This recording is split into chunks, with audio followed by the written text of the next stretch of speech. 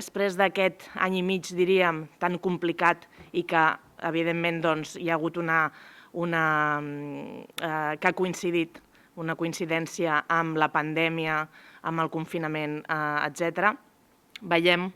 una mica la llum al final del túnel i el que avui us volem aportar són dades objectives, dades oficials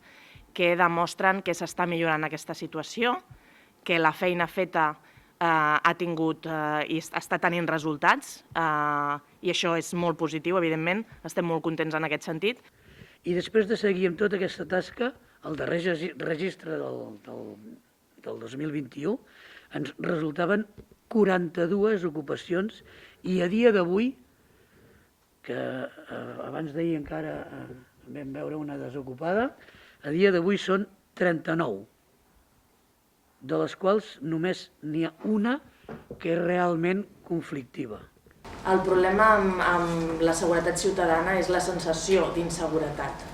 que moltes vegades hi és i que nosaltres podem entendre i el que hem de fer és treballar perquè es redueixi i això ho aconseguirem precisament demostrant que les dades milloren, que la situació millora i que seguim treballant perquè millori encara més. Nosaltres podem entendre la preocupació ciutadana, que és nostra des del minut zero, però tampoc entrarem en determinats discursos populistes respecte a la seguretat ciutadana.